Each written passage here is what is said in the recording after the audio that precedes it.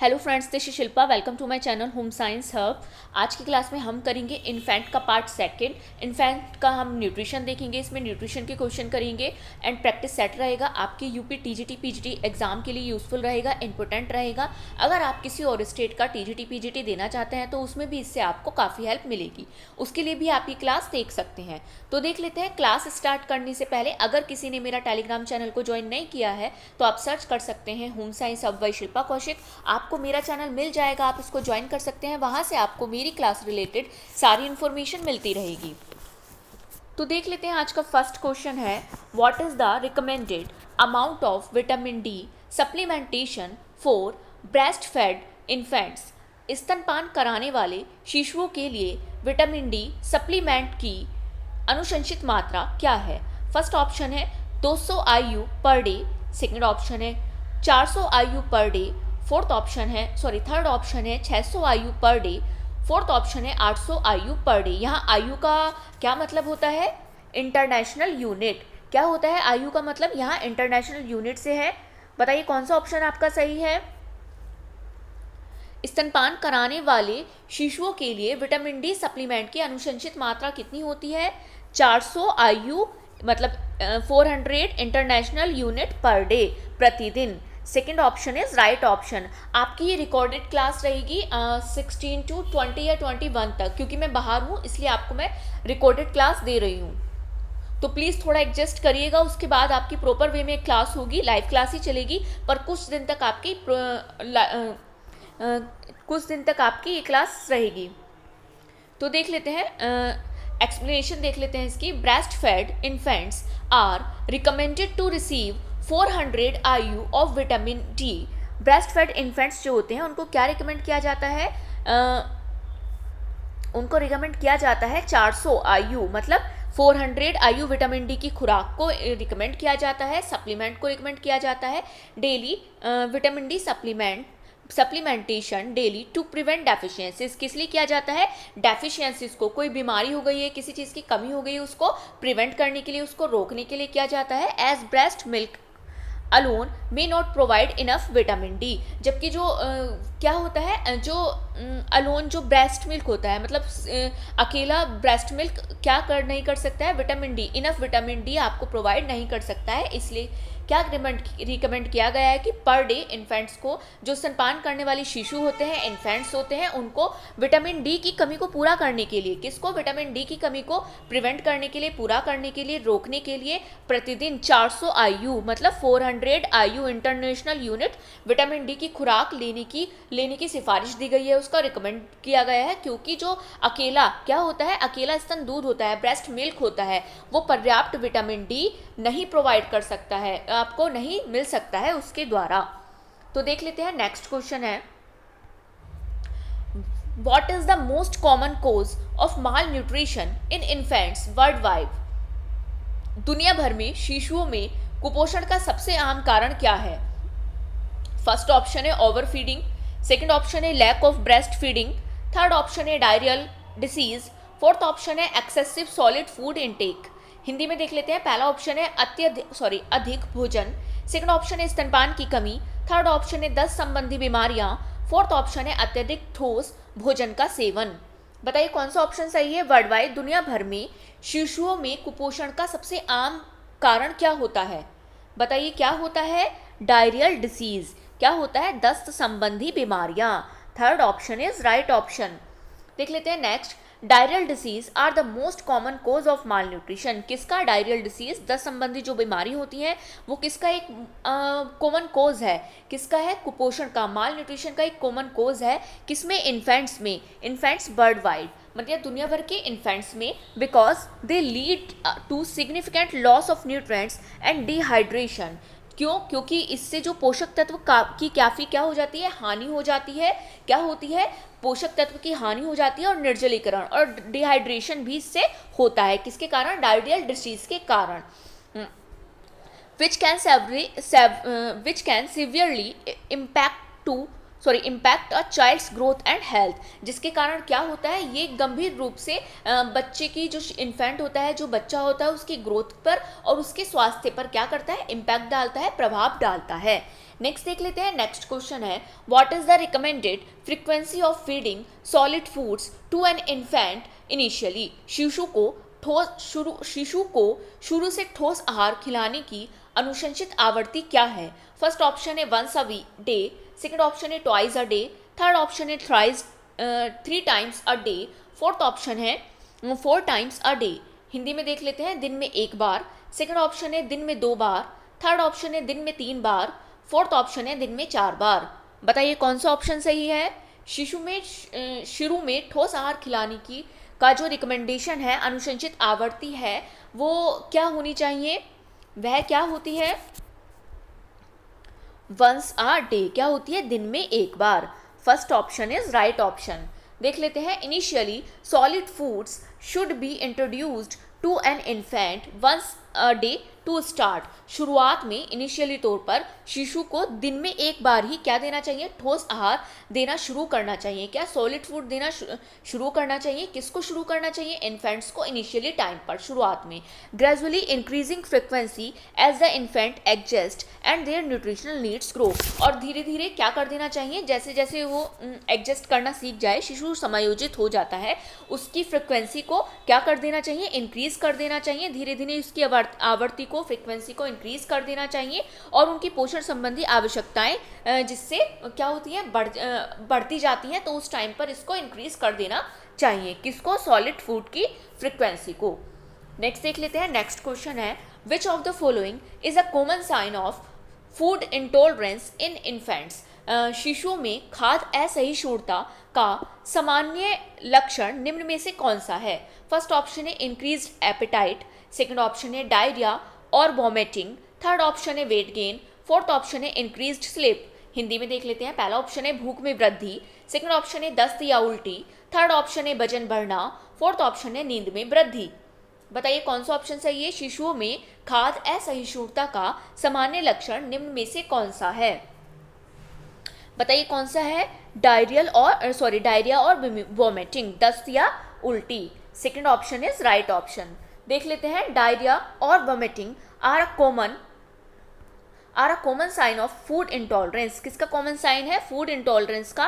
किसमें, इन्फेंट्स में एक कॉमन साइन है, कौन है, दस्त और उल्टी, डायरिया और vomiting, as their digestive system में react adversely to certain foods leading to gastrointestinal symptoms. क्योंकि आपका जो पाचन तंत्र है, क्या डाइजेस्टिव सिस्टम है, कुछ खाद्य पदार्थों के प्रति, किस लिए, कुछ खाद्य पदार्थों के प्रति प्रतिकूल प्रतिक्रिया कर सकता है। क्या कर सकता है, कुछ ऐसे रिएक्शंस दे सकता है जिसके परिणाम स्वरूप क्या होता है, जो गैस्ट्रोइंटेस्टाइनल सिम्टम्स होते हैं, जठरांत्र संबंधी जो लक्षण होते हैं, वो उत्पन्न हो जाते हैं।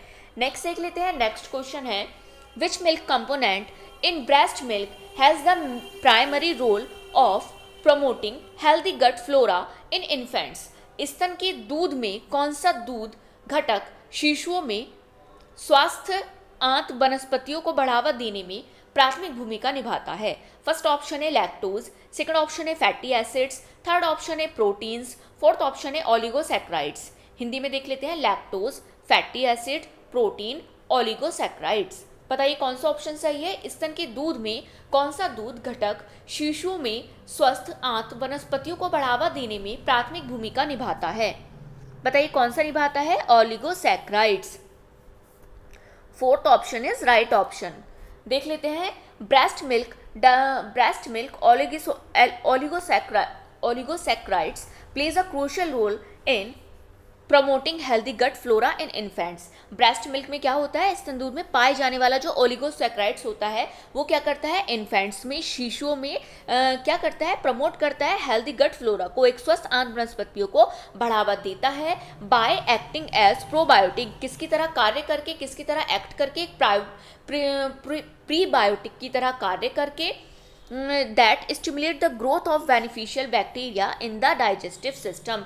जिससे क्या होता है, जो पाचन तंत्र में लाभदायक बैक्टीरिया के विकास को स्टिमुलेट करता है, उत्तेजित करते हैं। कौन करते हैं, ओलिगोसैक्राइड्स। नेक्स्ट देख लेते हैं, नेक्स्ट क्वेश्चन है what is the role of fluoride in infants nutrition. शिशु पोषण में फ्लोराइड की क्या भूमिका है? फर्स्ट ऑप्शन है बोन ग्रोथ, सेकंड ऑप्शन है इम्यूनिटी डेवलपमेंट, थर्ड ऑप्शन है डेंटल हेल्थ, फोर्थ ऑप्शन है ब्रेन डेवलपमेंट। हिंदी में देख लेते हैं। पहला ऑप्शन है हड्डियों का विकास, सेकंड ऑप्शन है प्रतिरक्षा विकास, थर्ड ऑप्शन है दंत स्वास्थ्य, फोर्थ ऑप्शन है मस्तिष्क विकास। बताइए कौन सा ऑप्शन सही है? शिशु पोषण में फ्लोराइड की क्या भूमिका होती है? बताइए क्या होती है? डेंटल हेल्थ, दंत स्वास्थ्य। Third option is right option. देख लेते हैं नेक्स्ट एक्सप्लेनेशन इसकी। फ्लोराइड प्लेज अ की रोल इन इन्फेंट्स। एक महत्वपूर्ण रोल प्ले करता है। कौन करता है? फ्लोराइड करता है इन्फेंट न्यूट्रिशन में by helping to strength tooth enamel and prevent cavities thereby promoting overall dental health. जो क्या करता है? टूथ की जो एनेमल होती है उसको मजबूती प्रदान करता है और कैविटीज से उसको प्रिवेंट करने का काम करता है। और कह सकते हैं जबकि जिससे क्या होती है? ओवरऑल डेंटल हेल्थ को प्रमोट करता है। क्या करता है? समग्र जो दंत स्वास्थ्य को बढ़ावा देने का काम करता है। कौन करता है? फ्लोराइड। नेक्स्ट देख लेते हैं। नेक्स्ट क्वेश्चन है which of the following is not recommended to be given to infants under 6 months of age. 6 महीने से कम उम्र के शिशुओं को निम्नलिखित में से क्या देने की अनुशंसा नहीं की जाती है? फर्स्ट ऑप्शन है फॉर्मूला मिल्क, सेकंड ऑप्शन है फ्रूट जूस, थर्ड ऑप्शन है वाटर, फोर्थ ऑप्शन है ब्रेस्ट मिल्क। हिंदी में देख लेते हैं। पहला ऑप्शन है फॉर्मूला दूध, सेकंड ऑप्शन है फलों का रस, थर्ड ऑप्शन है पानी, फोर्थ ऑप्शन है स्तन का दूध। बताइए कौन सा ऑप्शन सही है? 6 महीने से कम उम्र के शिशुओं को निम्नलिखित में से क्या देने की अनुशंसा नहीं की जाती है? क्या नहीं देने की अनुशंसा की जाती है? फ्रूट जूस, फलों का रस। Second option is right option. देख लेते हैं। Fruit juice are not recommended for infants under 6 months of age. Fruit juice को क्या क्या नहीं जाता है? 6 महीने से कम उम्र के शिशुओं के लिए फलों के रस की सिफारिश या रिकमेंडेड नहीं किया जाता है, क्योंकि because they can cause gastrointestinal issues. क्योंकि उसके कारण क्या हो सकते हैं? गैस्ट्रोइंटेस्टाइनल जठरांत्र संबंधी समस्याएं पैदा कर सकते हैं वे। And other no nutritional benefits compare to breast milk और formula milk which provide essential nutrients. और स्तन दूध जो ब्रेस्ट मिल्क होता है या फार्मूला मिल्क होता है, फार्मूला दूध की तुलना में कोई पोषण संबंधी लाभ नहीं देते हैं। नो न्यूट्रिशनल बेनिफिट्स उनसे नहीं होता है। किससे? फ्रूट जूस से, जो आवश्यक पोषक तत्व प्रदान करते हैं। जबकि जो क्या होता है? ब्रेस्ट मिल्क और फार्मूला मिल्क होता है, ये क्या करता है? एसेंशियल न्यूट्रिएंट्स हमें, मतलब जो बच्चा होता है, इन्फेंट होता है, उसको प्रोवाइड करता है। नेक्स्ट देख लेते हैं। नेक्स्ट क्वेश्चन है how does breast milk change to meet the nutritional need of an infant as they grow. शिशु के बढ़ने के साथ उनकी पोषण संबंधी जरूरतों को पूरा करने के लिए स्तन दूध में क्या बदलाव होता है? फर्स्ट ऑप्शन है the protein content decreases, second option है the fat content increases, third option है the caloric content stays the same, fourth option है the amount of vitamin remains constant. Hindi में देख लेते हैं। पहला ऑप्शन है प्रोटीन की मात्रा कम हो जाती है, सेकंड ऑप्शन है वसा की मात्रा बढ़ जाती है, थर्ड ऑप्शन है कैलोरी की मात्रा वही रहती है, फोर्थ ऑप्शन है विटामिन की मात्रा स्थिर रहती है। बताइए कौन सा ऑप्शन सही है? शिशु के बढ़ने के साथ उनकी पोषण संबंधी जरूरतों को पूरा करने के लिए स्तन दूध में क्या बदलाव करना चाहिए? क्या बदलाव करना चाहिए? द फैट कंटेंट इंक्रीजेज, वसा की मात्रा बढ़ जाती है। Second option is right option. देख लेते हैं next. As an infant grows, जैसे जैसे क्या होता है? इन्फेंट ग्रो होता है, बढ़ता है। The fat content in breast milk gradually increases. जो ब्रेस्ट मिल्क में क्या होता है? फैट का कंटेंट होता है। स्तन के दूध में वसा की मात्रा क्या होती है? ग्रेजुअली, धीरे धीरे बढ़ती जाती है। To meet their higher energy needs, जिससे उसकी जो ऊर्जा संबंधी आवश्यकताएं होती हैं पूरी होती हैं। And support their growth and development, और उसकी वृद्धि और विकास को, उसकी ग्रोथ एंड डेवलपमेंट को क्या करता है? सपोर्ट करने का काम, सहायता मिलती है उससे। नेक्स्ट देख लेते हैं। नेक्स्ट क्वेश्चन है at what age can infants begins to consume finger foods. शिशु किस उम्र में फिंगर फूड खाना शुरू कर सकते हैं? फर्स्ट ऑप्शन है 4 months, सेकंड ऑप्शन है 6 months, थर्ड ऑप्शन है 8 months, फोर्थ ऑप्शन है 12 months। हिंदी में देख लेते हैं। 4 महीने, सेकंड ऑप्शन है 6 महीने, थर्ड ऑप्शन है 8 महीने, फोर्थ ऑप्शन है 12 महीने। बताइए कौन सा ऑप्शन सही है। शिशु किस उम्र में फिंगर फूड खाना शुरू कर सकते हैं? किस उम्र में कर सकते हैं? 6 मंथ्स में, 6 महीने में। Second option is right option. देख लेते हैं, infants can typically begins to consume finger foods around 6 months of age. शिशु आमतौर पर 6 महीने की उम्र के आसपास फिंगर फूड्स खाद्य पदार्थ खाना शुरू कर सकते हैं when they have developed sufficient hand-eye coordination and the ability to grasp small objects। जब उनमें कब खाना शुरू कर सकते हैं? जब उनमें पर्याप्त आंख और हाथ सामंजस्य का मतलब कोऑर्डिनेशन आ जाता है, किसमें? हैंड और आइज में, और छोटी वस्तुओं को पकड़ना उसमें उनमें एबिलिटी आ जाती है ग्रास्प करने की। किस चीज़ को? स्मॉल ऑब्जेक्ट्स को, छोटी वस्तुओं की पकड़ने की क्षमता उनमें विकसित हो जाती है, तब वे क्या कर सकते हैं? फिंगर फूड्स खा सकती हैं। नेक्स्ट देख लेते हैं, नेक्स्ट क्वेश्चन है, what is a sign that an infant is not getting enough calories? क्या संकेत है कि शिशु को पर्याप्त कैलोरी नहीं मिल रही है? फर्स्ट ऑप्शन है नॉर्मल ग्रोथ, सेकंड ऑप्शन है वेट लॉस और वेट गेन, थर्ड ऑप्शन है increased activity levels, fourth option है एक्सेसिव स्लीप।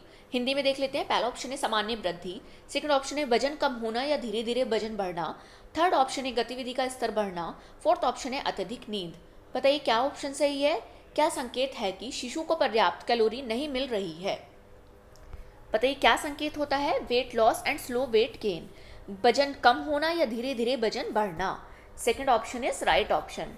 देख लेते हैं, वेट लॉस और slow weight gain indicates that an infant में बी गेटिंग इनफ कैलोरीज। जब क्या होता है? वजन कम होता है या धीरे धीरे वजन बढ़ना, ये दर्शाता है, ये इंडिकेट करता है कि इन्फेंट्स को क्या में नहीं मिल रहा है, कि शिशु को, इन्फेंट्स को पर्याप्त कैलोरी, एक इनफ कैलोरी उसके पास नहीं पहुंच रही है, which can hinder their growth and development, जिसके कारण क्या हो सकता है? जो उसके विकास को और ग्रोथ को में बाधा हिंडर कर सकती है, बाधा उत्पन्न कर सकती है।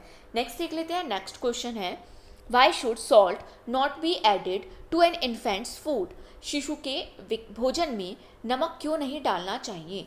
फर्स्ट ऑप्शन है it causes dehydration, second option है it can harm the kidneys, third option है it disturbs digestion, fourth option है it leads to poor growth. Hindi में देख लेते हैं, इससे निर्जलीकरण होता है, सेकंड ऑप्शन है इससे गुर्दे को नुकसान पहुंच सकता है, थर्ड ऑप्शन है इससे पाचन क्रिया बाधित होती है, थर्ड ऑप्शन है इससे पाचन क्रिया बाधित होती है, एंड फोर्थ ऑप्शन है इससे विकास में बाधा आती है।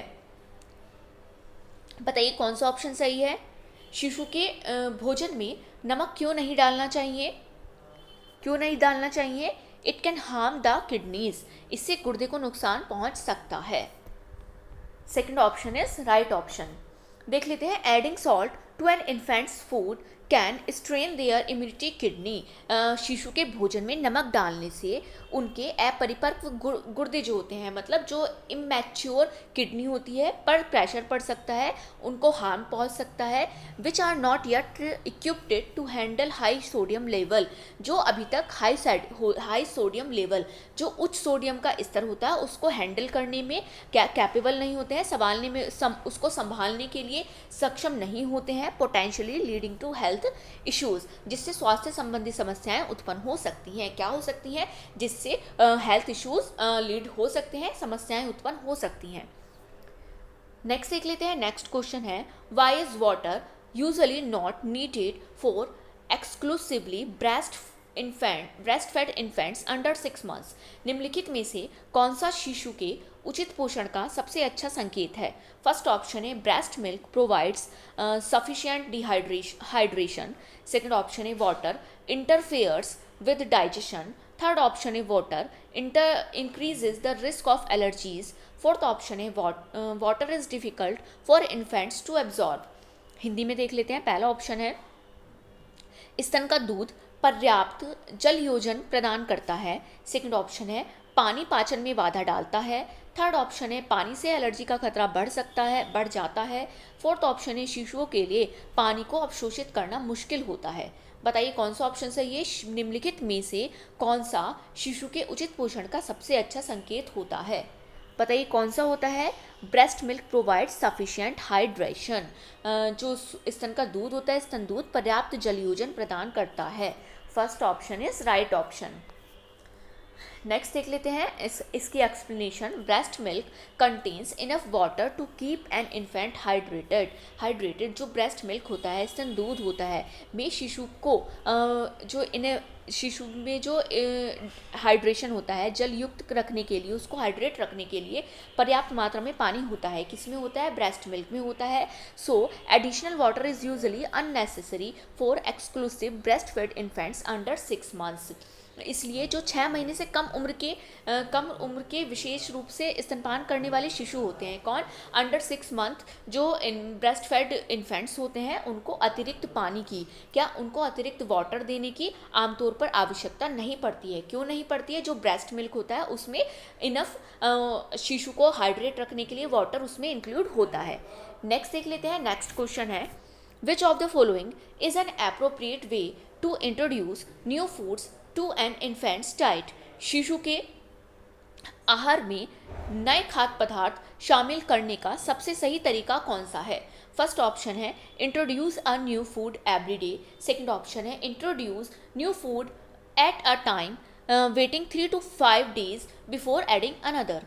थर्ड ऑप्शन है mix several new foods together to save times. Fourth option है only introduce new foods once the infant reaches 9 months।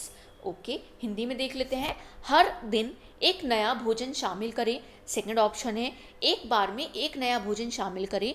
दूसरा शामिल करने से पहले 3 से 5 दिन प्रतीक्षा करें, वेट करें।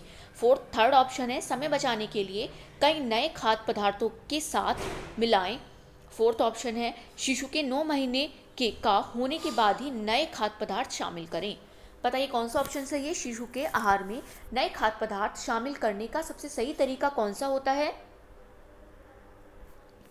बताइए कौन सा होता है?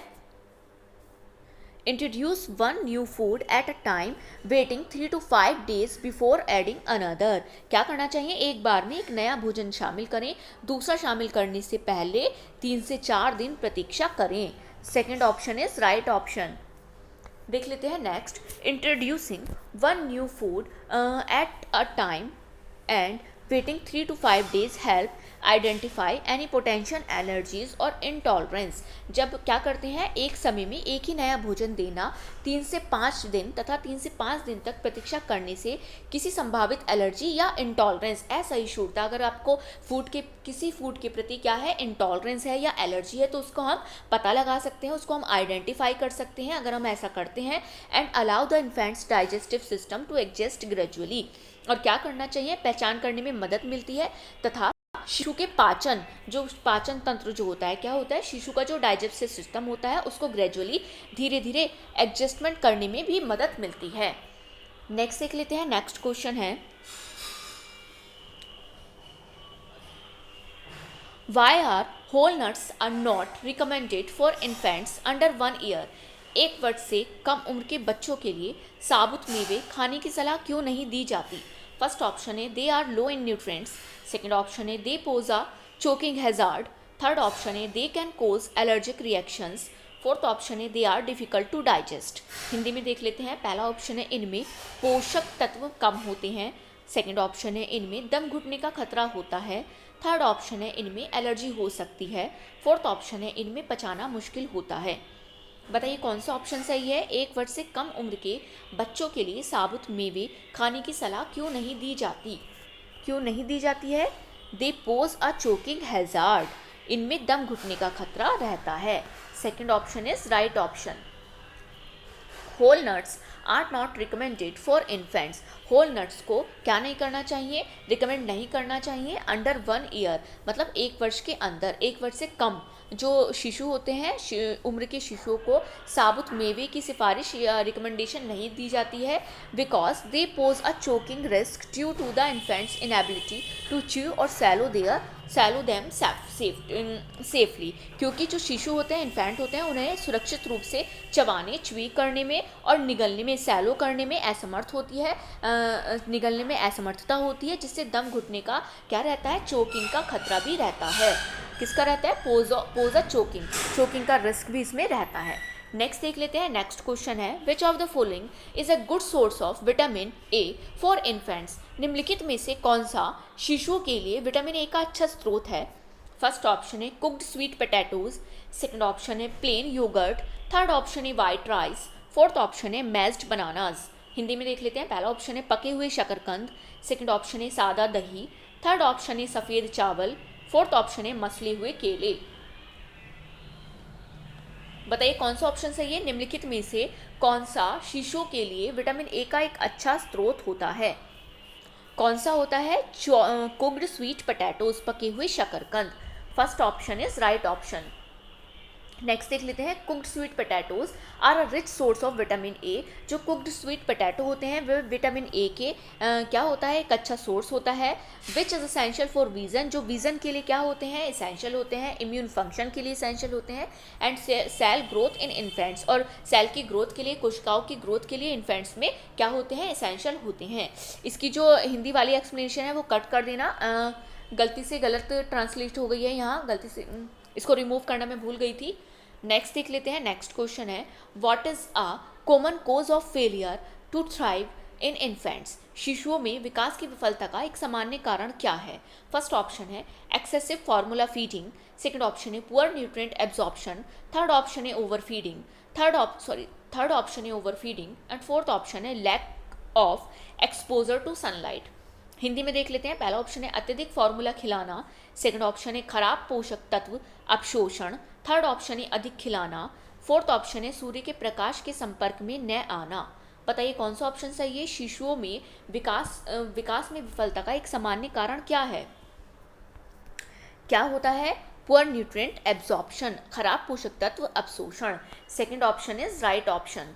देख लेते हैं। Next, failure to thrive in infants is often caused by poor nutrient absorption. शिशु में विकास में विफलता अक्सर खराब पोषक तत्व अपशोषण के कारण होता है, which can result from underlying medical condition affecting the digestive system and preventing the infants from gaining adequate weight and growth. जो पाचन तंत्र, जो डाइजेस्टिव सिस्टम को क्या करता है? प्रभावित करने वाली अंतर्निहित चिकित्सा, अंडरलाइंग जो मेडिकल स्थितियां होती हैं, कंडीशन होती हैं, के कारण हो सकता है। और शिशु के पर्याप्त वजन और वृद्धि में, मतलब क्या? वजन में, उसके वेट में और उसकी ग्रोथ में। यहाँ विकास नहीं आएगा, ग्रोथ आएगा, वृद्धि आएगा। वृद्धि करने में क्या करता है? वृद्धि को बढ़ाने में क्या करता है? करने में रोक सकता है, बाधा उत्पन्न कर सकता है। नेक्स्ट देख लेते हैं। नेक्स्ट क्वेश्चन है, which of the following should be avoided when preparing food for infants? शिशुओं के लिए भोजन तैयार करते समय निम्नलिखित में से किससे बचना चाहिए? फर्स्ट ऑप्शन है एडिंग सॉल्ट और शुगर, सेकंड ऑप्शन है प्यूरिंग वेजिटेबल्स, थर्ड ऑप्शन है कुकिंग ग्रेन्स, फोर्थ ऑप्शन है मैशिंग फ्रूट्स। हिंदी में देख लेते हैं। पहला ऑप्शन है नमक या चीनी डालना, सेकंड ऑप्शन है सब्जियों को पीसना, थर्ड ऑप्शन है अनाज पकाना, फोर्थ ऑप्शन है फलों को मसलना। बताइए कौन सा ऑप्शन सही है? शिशुओं के लिए भोजन तैयार करते समय निम्नलिखित में से किससे बचना चाहिए? किससे बचना चाहिए? एडिंग सॉल्ट एंड शुगर, नमक या चीनी डालने से। First option is right option. देख लेते हैं। एडिंग सॉल्ट और sugar to infant food should be avoided. जो इन्फेंट का फूड होता है, शिशु का जो आहार होता है, उसमें शुगर को और सॉल्ट को ऐड करना अवॉइड करना चाहिए, because it can be harmful to their developing kidneys. क्योंकि ये हार्मफुल हो सकता है, हानिकारक हो सकता है उनके विकासशील किडनी के लिए, गुर्दों के लिए। क्या हो सकता है? विकासशील गुर्दों के लिए हानिकारक हो सकता है, हार्मफुल हो सकता है, and may contribute to unhealthy eating habits later in life. और ये क्या कर सकता है तथा आगे चलकर इससे जीवन में अस्वास्थ्यकर खान पान की आदतों को जन्म दे सकता है। कौन जन्म दे सकता है? अगर हम इन्फेंट की डाइट में सॉल्ट को एंड शुगर को ऐड करते हैं तो। नेक्स्ट देख लेते हैं। नेक्स्ट क्वेश्चन है, what is the purpose of introducing solid foods to infants at 6 months? 6 महीने की उम्र में शिशुओं को ठोस आहार देने का उद्देश्य क्या है? फर्स्ट ऑप्शन है to reduce dependence on milk, second option है to expose the infant to new texture and nutrients, third option है to prevent allergies, fourth option है to speed up growth. Hindi में देख लेते हैं। पहला ऑप्शन है दूध पर निर्भरता कम करना, सेकंड ऑप्शन है शिशु को नई बनावट और पोषक तत्वों से परिचित कराना। थर्ड ऑप्शन है एलर्जी को रोकना। फोर्थ ऑप्शन है विकास में तेजी लाना। बताइए कौन सा ऑप्शन सही है। 6 महीने की उम्र में शिशुओं को ठोस आहार देने का क्या उद्देश्य ठोस आहार देने का उद्देश्य क्या होता है। क्या होता है, to expose the infants to new texture and nutrients. किस लिए दिया जाता है, शिशु को नई बनावट, टेक्सचर और पोषक तत्वों से परिचित कराने के लिए। Second option is right option. देख लेते हैं नेक्स्ट है introducing solid foods at 6 months help infant experience new texture and nutrients essential for their growth and development। ये क्या होता है, essential होता है, आवश्यक होता है उनकी वृद्धि के लिए और उनके विकास के लिए, complementing their milk intake, और क्या है जो उनके दूध के सेवन को भी कॉम्प्लीमेंट करता है, पूरा करता है। नेक्स्ट देख लेते हैं, नेक्स्ट क्वेश्चन है what is a key indicator that an infant is ready to try new solid foods। शिशु के नए ठोस खाद्य पदार्थों को आजमाने के लिए तैयार होने का मुख्य संकेत क्या है। फर्स्ट ऑप्शन है the ability to hold their head up and sit with minimal support. Second option है reaching 6 months of age. Third option है sleeping through the night. Fourth option है क्रोलिंग। हिंदी में देख लेते हैं, अपने सिर को ऊपर उठाने और न्यूनतम सहारे के साथ बैठने की क्षमता। सेकेंड ऑप्शन है 6 महीने की उम्र तक पहुंचना। थर्ड ऑप्शन है रात भर सोना। फोर्थ ऑप्शन है रेंगना। बताइए कौन सा ऑप्शन सही है। शिशु के नए ठोस खाद्य पदार्थों को आजमाने के लिए तैयार होने का मुख्य संकेत क्या होता है। क्या होता है, the ability to hold their head up and sit with minimal support, अपने सिर को ऊपर उठाने और न्यूनतम सहारे के लिए बैठने की क्षमता। First option is right option. देख लेते हैं, these physical milestones indicate that an infant has developed the necessary motor skill and muscle control to handle the swallow and solid food safety. ये जो शारीरिक उपलब्धियाँ होती हैं, माइलस्टोन होते हैं, ये इंडिकेट करते हैं, ये दर्शाते हैं कि शिशु में जो सॉलिड फूड होता है, ठोस खाद्य पदार्थ जो होते हैं, को सुरक्षित रूप से संभालने, हैंडल करने और उनको निगलने, उनको स्वैलो करने के लिए आवश्यक जो मोटर कौशल होते हैं, जो मोटर स्किल्स होती हैं और मसल जो कंट्रोल होते हैं, विकसित कर लिया है। नेक्स्ट देख लेते हैं, नेक्स्ट क्वेश्चन है why should honey be avoided in the diet of infants under 12 months। 12 महीने से कम उम्र के बच्चों के आहार में शहद क्यों नहीं दिया जाना चाहिए। फर्स्ट ऑप्शन है it can cause allergies. Second option है it contains spores that can lead to botulism. Third option है it is too high in sugar. Fourth option है it interferes with digestion. Hindi में देख लेते हैं, इससे एलर्जी हो सकती है।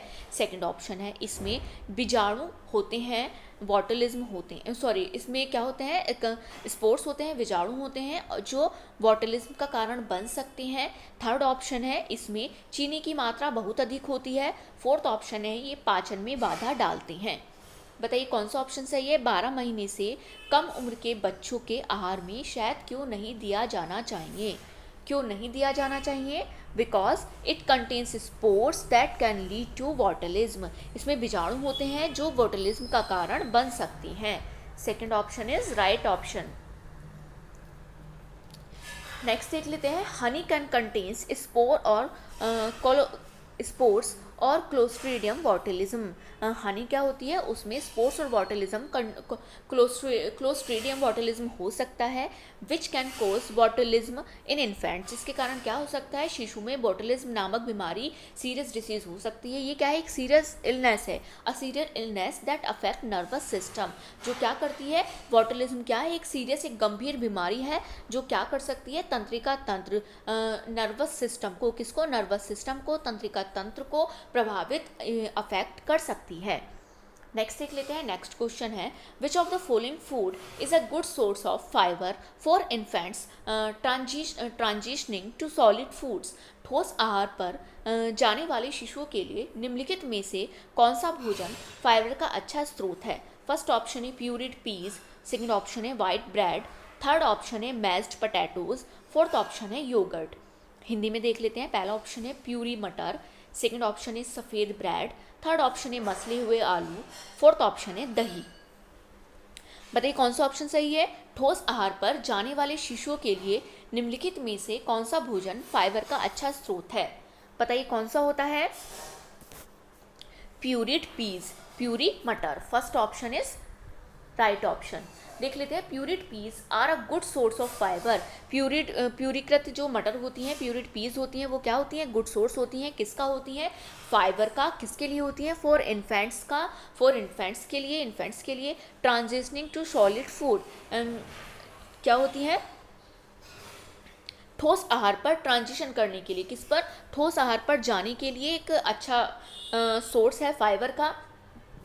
विच aid in healthy digestion, sorry, and help prevent constipation, जो क्या करती है, स्वस्थ पाचन, जो डाइजेशन है उसको स्वस्थ बनाने में, हेल्दी रखने में सहायता करती है, और कॉन्स्टिपेशन से भी प्रिवेंट करती है, जो कब्ज होता है उसको रोकने में भी मदद करती है। नेक्स्ट देख लेते हैं, नेक्स्ट क्वेश्चन है, which of the following is a safe method to warm breast milk. स्तन दूध को गर्म करने के लिए निम्न में से कौन सी विधि सुरक्षित है। फर्स्ट ऑप्शन है माइक्रोवेव इट, सेकेंड ऑप्शन है heat it on the stove, third option है place the bottle in a bowl of warm water, fourth option है बॉयल द मिल्क। हिंदी में देख लेते हैं, पहला ऑप्शन है माइक्रोवेव में गर्म करें, सेकंड ऑप्शन है स्टोव पर गर्म करें, थर्ड ऑप्शन है बोतल को गर्म पानी की एक कटोरी में रखें, फोर्थ ऑप्शन है उबले दूध को उबालें। बताइए कौन सा ऑप्शन सही है। स्तन दूध को गर्म करने के लिए निम्न में से कौन सी विधि सुरक्षित है। बताइए कौन सी विधि सुरक्षित रहती है स्तन दूध को गर्म करने के लिए।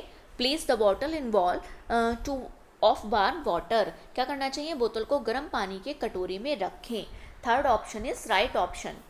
नेक्स्ट देख लेते हैं, placing the bottle in a bowl of warm water generally warms breast milk, क्या करना चाहिए, बोतल को गर्म पानी के कटोरी में रखने से स्तन दूध जो ब्रेस्ट मिल्क होता है उस गर्म हुए बिना धीरे धीरे गर्म हो जाता है। अगर हम क्या करते हैं, उसको वार्म बॉटल में रखते हैं, वार्म पानी में रखते हैं, उसको एक बॉल में करके विदाउट ओवर हीटिंग, बिना हीट दिए, it with preserves it nutritional quality, इसके द्वारा क्या किया जा सकता है, उसकी जो न्यूट्रिशन क्वालिटी होती हैं, पोषण गुणवत्ता जो होती है वो उसको प्रिजर्व किया जा सकता है, वो ऐसे ही बनी रहती हैं।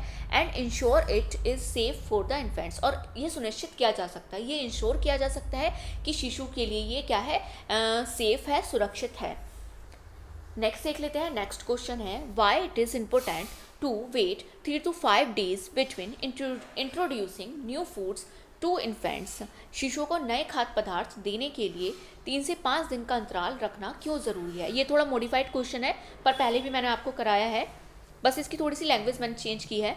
बताइए फर्स्ट ऑप्शन है to ensure the infant get used to each flavor, second option है to monitor for potential food allergies, third option है to give time for digestion, fourth option है to allow the infant to choose their favourite foods. Hindi में देख लेते हैं, पहला option है यह सुनिश्चित करने के लिए कि शिशु को हर स्वाद की आदत हो जाए, सेकंड ऑप्शन है स्वाभाविक खाद्य एलर्जी की निगरानी करने के लिए, थर्ड ऑप्शन है पाचन के लिए समय देने के लिए, फोर्थ ऑप्शन है शिशु को अपना पसंदीदा खाद्य पदार्थ चुनने की अनुमति देने के लिए। बताइए कौन सा ऑप्शन सही है, शिशुओं को नए खाद्य पदार्थ देने के लिए 3 से 5 दिन का अंतराल रखना क्यों ज़रूरी है। विच ऑप्शन इज करेक्ट, क्यों रखना जरूरी है, to monitor for potential food allergies, क्या करने के लिए, संभावित खाद्य एनर्जी की निगरानी करने के लिए, second option is right option. देख लेते हैं next, waiting 3 to 5 days between introducing new foods help identify any adverse reaction और allergies। नए खाद्य पदार्थों को शामिल करने के बीच 3 से 5 दिन का इंतजार करने से किसी भी प्रतिकूल प्रक्रिया या एनर्जी की पहचान करने में मदद मिलती है, making it easier to pinpoint which food might be causing issue if they arise, जिससे यह पता लगाना आसान हो जाता है, ईजी हो जाता है कि कौन सा खाद्य पदार्थ समस्या पैदा कर रहा है। नेक्स्ट देख लेते हैं, नेक्स्ट क्वेश्चन है, why it cow's milk not recommended for infants under 1 year of age. 1 वर्ष की से कम उम्र के शिशुओं के लिए गाय का दूध क्यों अनुशंसित नहीं है? फर्स्ट ऑप्शन है it can cause digestive issues, second option है it lacks essential nutrients for infants, third option है it has too much fat, fourth option है it leads to slow weight gain. Hindi में देख लेते हैं। पहला ऑप्शन है यह पाचन संबंधी समस्याएं पैदा कर सकता है, सेकंड ऑप्शन है इससे शिशुओं के लिए आवश्यक पोषक तत्वों की कमी होती है, थर्ड ऑप्शन है इससे बहुत अधिक वसा होती है, इसमें बहुत अधिक वसा होती है, फोर्थ ऑप्शन है इससे वजन धीरे धीरे बढ़ता है। बताइए कौन सा ऑप्शन सही है? 1 वर्ष से कम उम्र के शिशुओं के लिए गाय का दूध क्यों अनुशंसित नहीं है?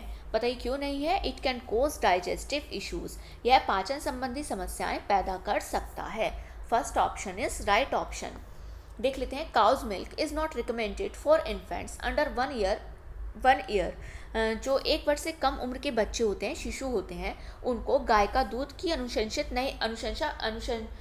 नहीं किया करना चाहिए, रिकमेंड नहीं करना चाहिए। क्यों? Because it can cause digestive issues. क्यों? क्योंकि इसके कारण पाचन संबंधी समस्याएं हो सकती हैं, such as gastrointestinal bleeding and anaemia, जैसे जठरांत संबंधी रक्तस्राव और anaemia, and it does not provide optimal balance of nutrition needed for infant's growth and development.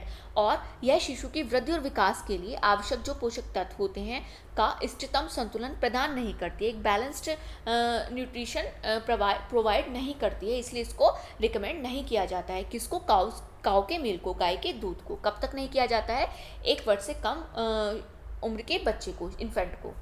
Next देख लेते हैं। नेक्स्ट क्वेश्चन है What is the ideal feeding pattern for infants in the first 6 months of life? जीवन के पहले 6 महीनों में शिशु के लिए आदर्श आहार पैटर्न क्या है? फर्स्ट ऑप्शन है exclusive breast feeding, second option है mixed feeding with solid food, third option है formula feeding and water, fourth option है solids introduced at 4 months। Hindi में देख लेते हैं। पहला ऑप्शन है केवल स्तनपान, सेकंड ऑप्शन है ठोस भोजन के साथ मिश्रित आहार, थर्ड ऑप्शन है फॉर्मूला फीडिंग और पानी, फोर्थ ऑप्शन है 4 महीने में शुरू किया गया ठोस आहार। बताइए कौन सा ऑप्शन सही है? भोजन के पहले 4 महीनों में शिशुओं के लिए आदर्श आहार पैटर्न क्या है? बताइए क्या होता है? एक्सक्लूसिव ब्रेस्ट फीडिंग, केवल स्तनपान। First option is right option. देख लेते हैं। The ideal feeding pattern for infants in the first 6 months is exclusive breast feeding. पहले 6 महीनों में शिशुओं के लिए, किसमें? पहले 6 महीनों में शिशुओं के लिए आदर्श आहार क्या होती है? पद्धति केवल स्तनपान, एक्सक्लूसिव ब्रेस्ट फीडिंग ही होती है। As it provides all necessary nutrients, जिससे क्योंकि ये क्या करते हैं, सभी जो इसेंशियल या नेसेसरी न्यूट्रिएंट्स होते हैं वो प्रोवाइड करते हैं, and hydration needed for optimal growth and development. और क्या करते हैं? इष्टतम वृद्धि और विकास के लिए आवश्यक पोषक तत्व और हाइड्रेट रखते हैं बच्चों को, जलयूजन प्रदान करते हैं। ये आपका लास्ट क्वेश्चन था। आई होप आपको आज का सेशन अच्छा लगा होगा, आज की क्लास अच्छी लगी होगी। तो ऐसे ही मेरी क्लास में बनी रहिए। अगर आपको मेरी वीडियोज़ अच्छी लगती हैं, आपको लगता है मेरी वीडियोज़ आपके लिए यूज़फुल है, इन्फॉर्मेटिव है, तो प्लीज़ वीडियो को लाइक एंड शेयर कीजिए, एंड कमेंट सेक्शन में अपनी रिव्यूज़ जरूर दीजिए आपको क्लास कैसी लगी। एंड डिस्क्रिप्शन बॉक्स में मैंने अपने टेलीग्राम चैनल का लिंक दिया हुआ है, आप उसको भी ज्वाइन कर सकते हैं। वहाँ से आपको मेरी क्लास रिलेटेड सारी इन्फॉर्मेशन मिलती रहेगी। And don't forget to subscribe my channel, मेरे चैनल को सब्सक्राइब करना ना भूलें, एंड बेल आइकन को जरूर प्रेस कीजिए जिससे आपको मेरी वीडियोज़ की नोटिफिकेशन मिल सके। Thank you, thanks for watching.